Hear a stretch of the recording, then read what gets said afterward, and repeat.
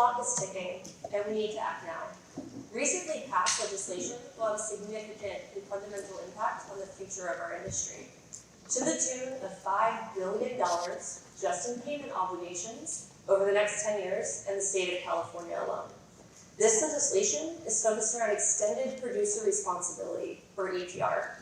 EPR is essentially a set of environmental policies and regulations focused on packaging. It shifts both the financial and physical responsibility of a product's entire life cycle away from governments and taxpayers and back to the original producers. This legislation has associated fines and violations of up to $50,000 per day per violation. This will impact CPG companies, retailers, and our entire value chain, impacting our cost of goods, margin, and directly hitting our bottom line.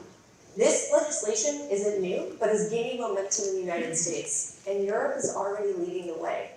As an industry, we need to get ahead and involved in this type of legislation in order to create viable and cost-effective solutions. So our ask of all of you today is to evoke necessary change, better understand this type of EPR legislation, and what we can do collectively to approach this change. Good afternoon. Please allow me to introduce the team EcoShifters. My name is Caitlin Wines with PepsiCo. Here with me today is Andrea Alcantar with Ross Grocery Company, Roman Diakino with Stater Brothers Markets, Joshua Harrison with Bristol Farms, Chris Manning with Albertsons Safeway, and Derek Wu with Gelson's Markets. And collectively, we have over 100 years of CPG and retail experience. By the end of this presentation, we hope you will better understand why we can't avoid to wait and we need to act now and take more of a proactive approach as an industry. Today, we're going to walk you through extended producer responsibility and this legislation in more granular detail, why it matters and why it's so important, and lastly, proactive approaches we can all take today to move forward as an industry. And remember, the clock is ticking. Let's dig into what extended producer responsibility is a little bit more. EPR, it's a term coined in 1990 by Thomas Lindquist in a report that he wrote for the Swedish Ministry of the Environment. Through the use of government regulations, it shifts the responsibility of a product's life cycle from its creation to its disposal back to the original producer of that product. The idea is to incentivize producers to take environmental considerations into account when designing their products.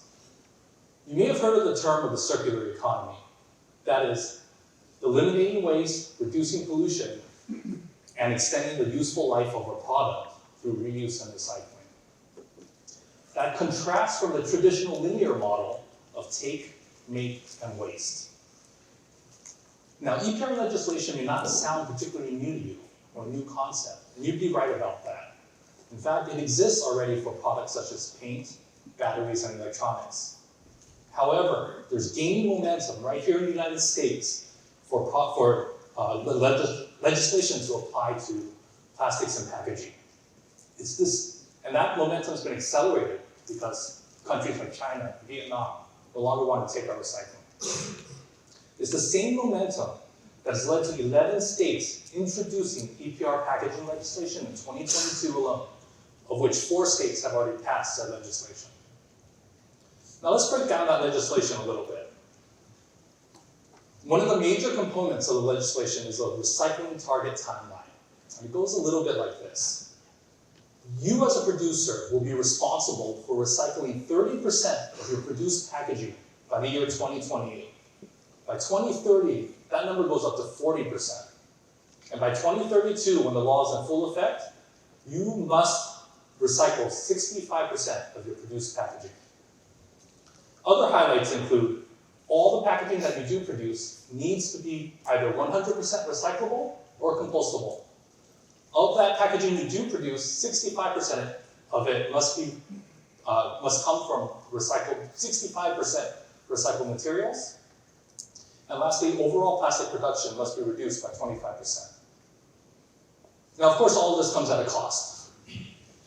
One of the major components of that cost comes from the idea of a stewardship committee, also called a producer responsibility organization, or PRO.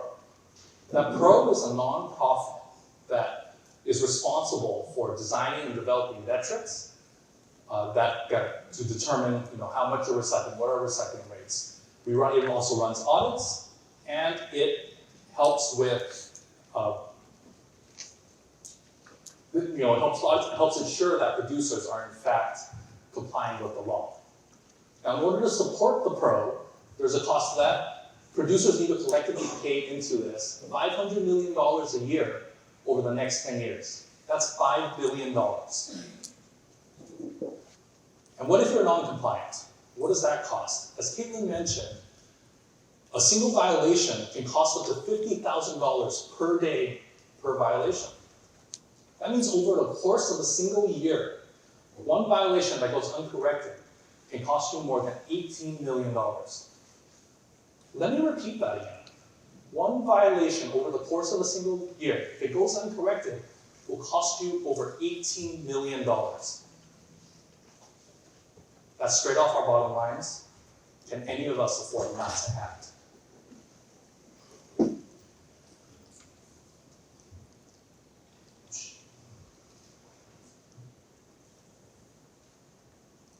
I want to show you a video to go over a reason why this kind of legislation is here. The equivalent of one garbage truck of plastic is dumped in the sea every minute. 17.6 billion pounds every year. Plastic is everywhere in our ocean, floating on the surface, mixing in the salt water, and sitting on the ocean bottom, miles and miles deep. And once in the ocean, it never goes away. It's in the water we drink. It's in our food. Microplastics have been found in our salt, our honey, and our beer. And sometimes even in the air we breathe.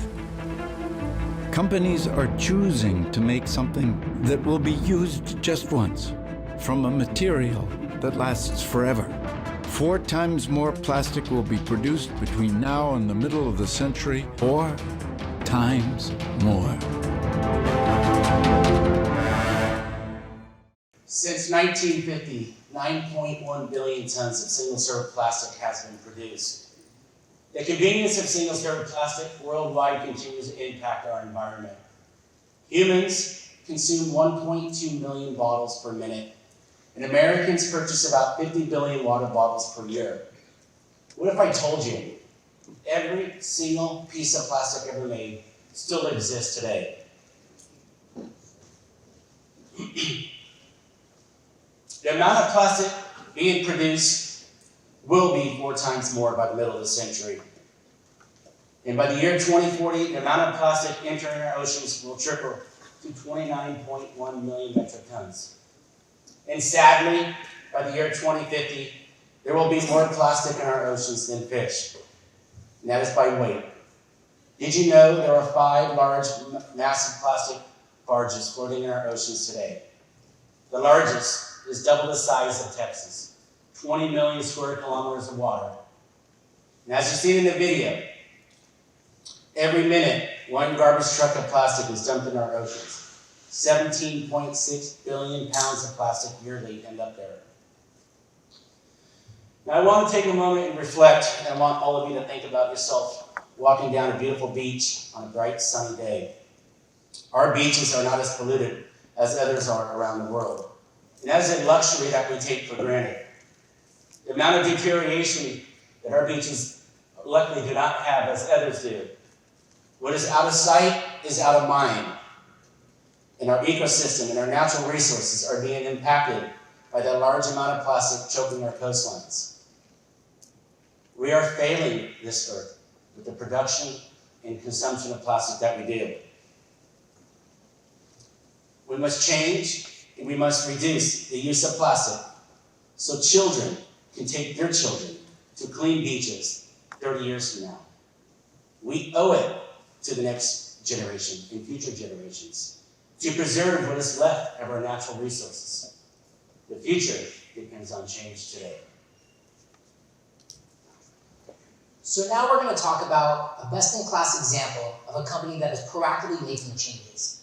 Lidl is a European-based company that has embraced EPR and has found a way to use this type of legislation to make money. For more than 40 years, Lidl's unique approach has changed and improved communities in over 30 countries. Today, they operate more than 11,000 stores internationally. Over that same period of time, they've grown to over 150 stores in 9 East Coast states. So now that we know just a little bit more about this company, we want to talk about what it is they're doing. Lidl's parent company entered into the waste disposal industry back in 2009 to make a difference for our future and really embrace EPR. The Schwartz Group created a new company, PreZero, to help manage and take responsibility for all the waste that comes from their retail operations. Instead of relying on a separate company to do this, they took responsibility as producers for a better future for all of us. So what exactly is it they did? They opened up collection facilities inside their stores to get back their recycled material. Once they get that recycled material back, they get it ready to start another journey in life. Let's see what it looks like with a short video on how they actually collect this materials back.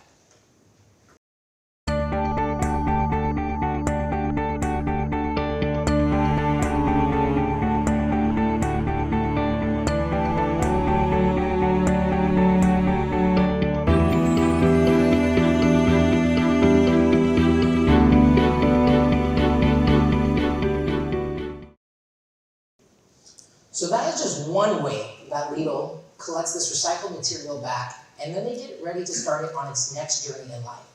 Once they get the recycled material back into their stores, they then use this as the main material in creating a plastic resin. This plastic resin that they then use to create new items, such as trash cans and baskets. These items they create are actually items they sell back in their same stores, closing the loop on recycling. Now, not everyone in here can open up their own recycling business. We understand that, and we're not asking all of you to do that.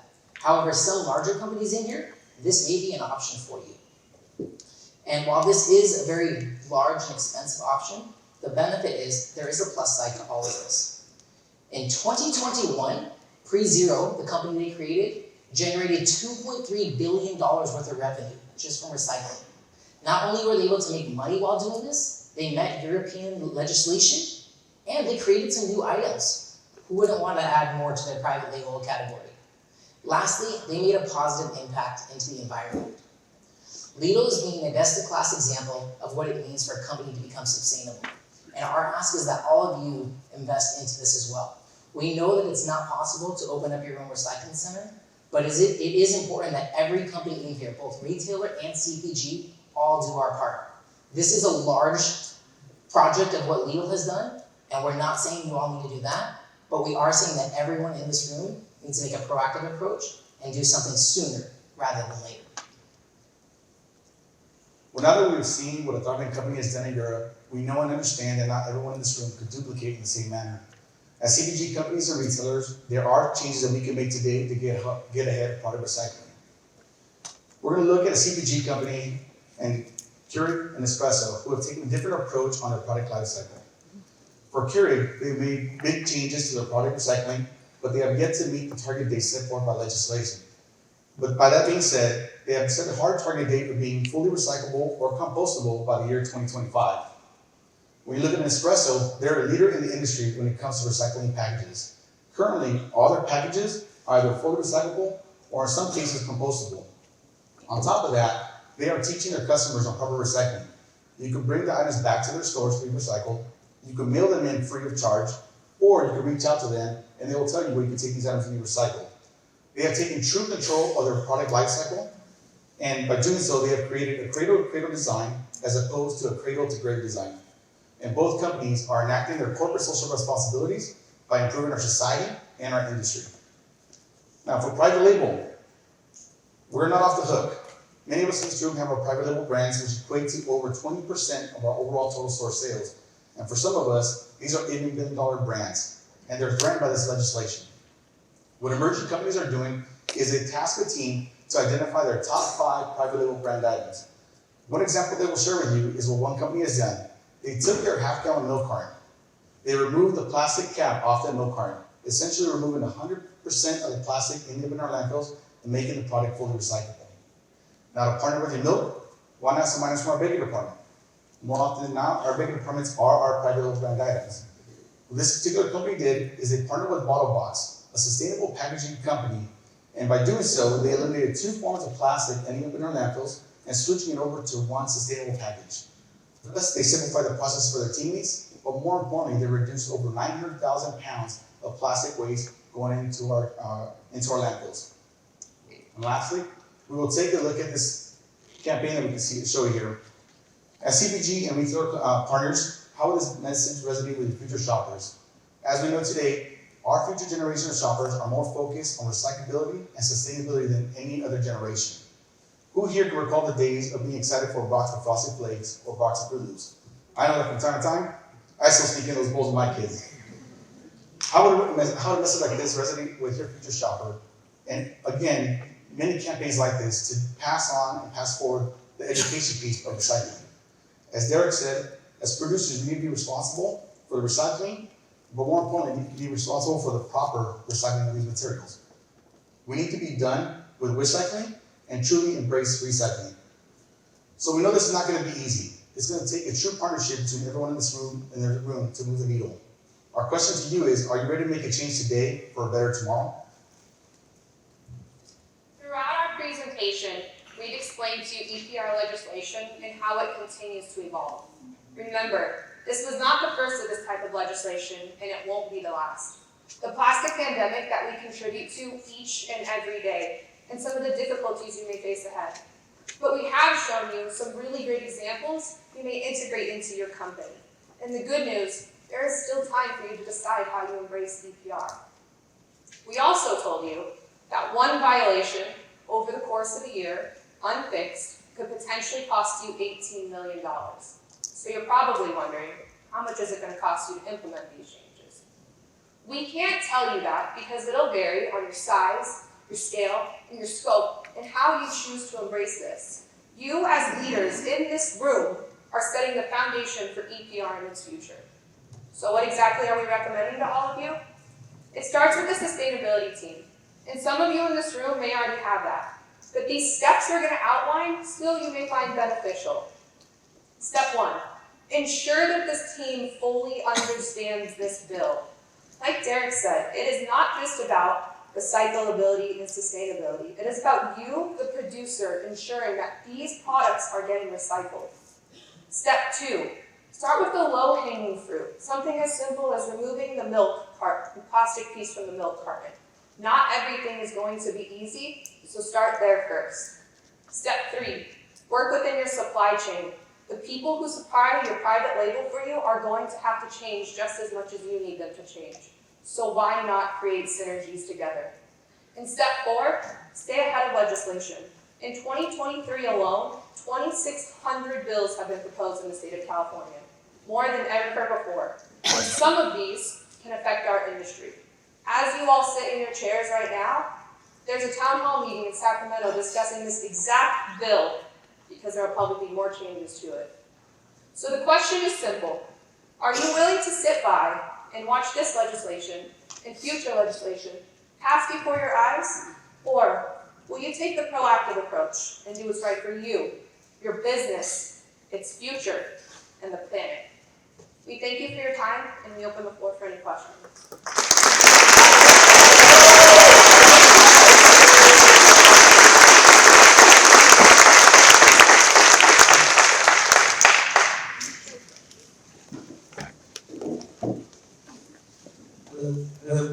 Well done to your team. Quick question, as I heard the legislation, are there any businesses that are going to be exempt from the legislation?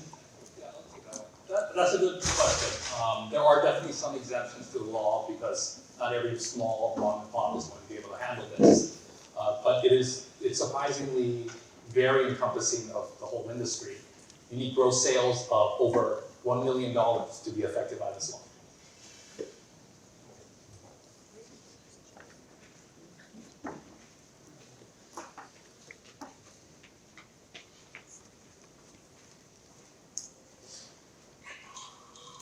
Thank you. Nice job.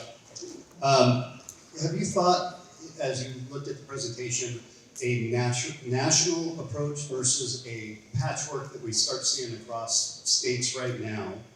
because the legislative threat just continues. And then, maybe speaking to like a consortium versus each retailer creating their own, program and process to implement, eco-responsibility. Sure. Definitely, the patchwork is something that worries us.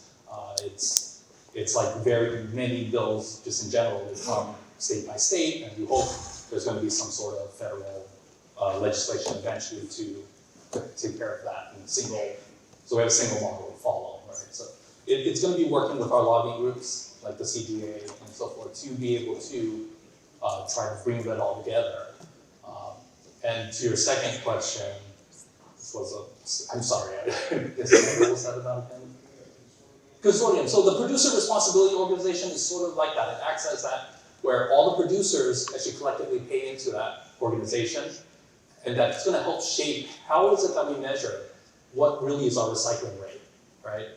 Roman talked about the wish cycling. We throw things in the blue bin, we hope it gets recycled. The producer responsibility organization, working with recyclers, these MRF companies, as well as all the producers, will help determine how is it that we're going to measure all of that so that we are meeting the goals of the legislation.